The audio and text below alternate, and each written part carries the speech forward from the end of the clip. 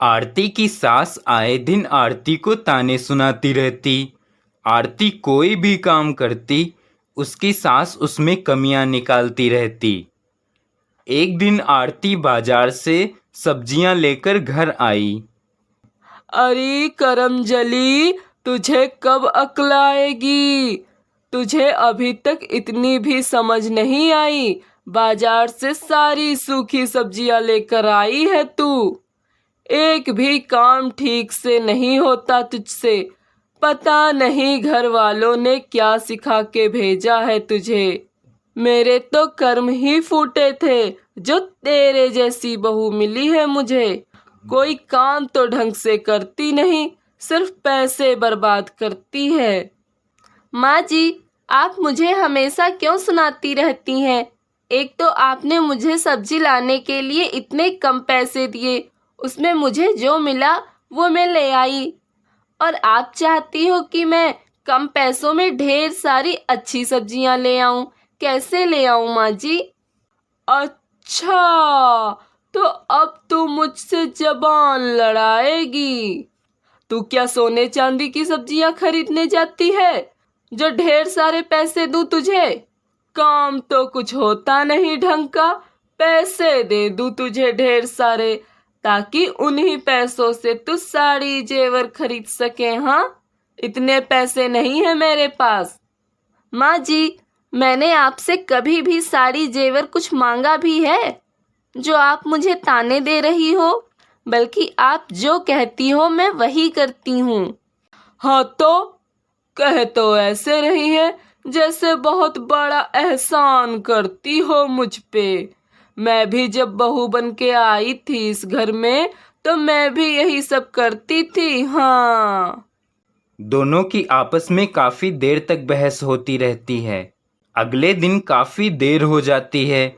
आरती अपने बिस्तर पे सोती रहती है। तभी उसकी सास ममता आती है। अरे बहू, सोती ही रहेगी क्या? दोपहर हो गई, सारा काम पड़ा करने को। कौन करेगा इसे जो महारानी बनकर पड़ी सो रही हो? आरती अपनी सास की बातों का कोई जवाब नहीं देती। वह लेटी रहती है। तभी उसकी सास ममता देखती है कि आरती को बहुत तेज बुखार है। अरे, तुझे तो बुखार है? हाँ माँ जी, मुझे बहुत तेज बुखार है। बहुत ठंड लग रही है मुझे। अच्छा, ठीक है, मैं तेरे लिए काढ़ा बना देती हूँ। ममता झट से किचन में जाती है और अपनी बहू के लिए काढ़ा बनाती है। ओहो, महारानी को तो आज बुखार चढ़ाया है। काढ़ा भी बना के दूं और सारा काम भी करना पड़ेगा अब मुझे। ममता अपनी बहू आरती को काढ़ा देती है, लेकिन आरती का बुखार ठीक नहीं होता। वह अगले दिन भी बिस्तर पर लेटी रहती है। आरती अपनी सास से कहती है, माँ जी, मेरा बुखार तो ठीक ही नहीं हो रहा है। ये तो बढ़ता ही जा रहा है।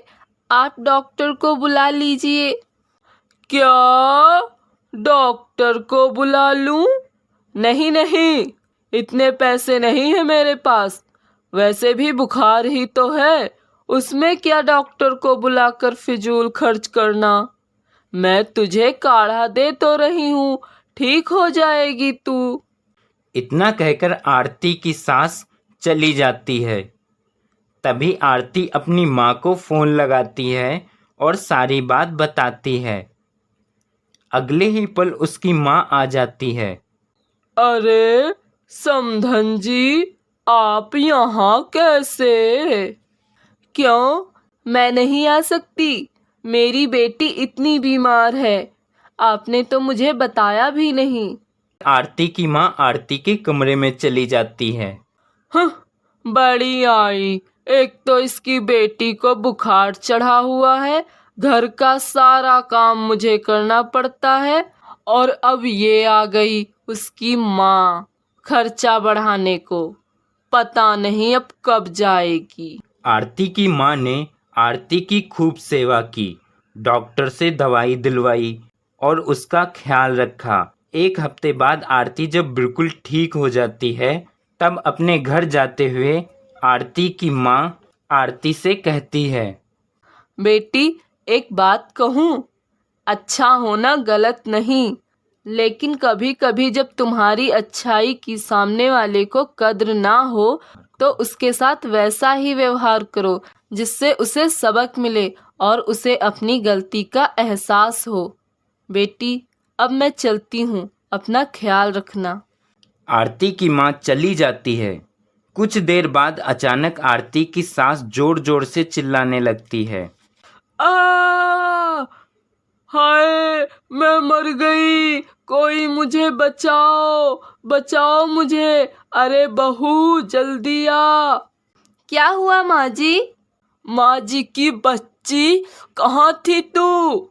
हाय बहुत दर्द हो रहा है, बाथरूम में कपड़े धो रही थी, साबुन के पानी में पैर फिसल गया, जल्दी से डॉक्टर को बुला, बहुत दर्द हो रहा है।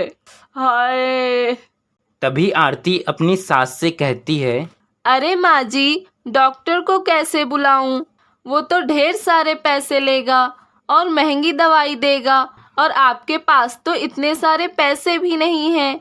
मैं एक काम करती हूँ, जल्दी से आपके पैर में हल्दी चूना बांध देती हूँ, आप ठीक हो जाओगी।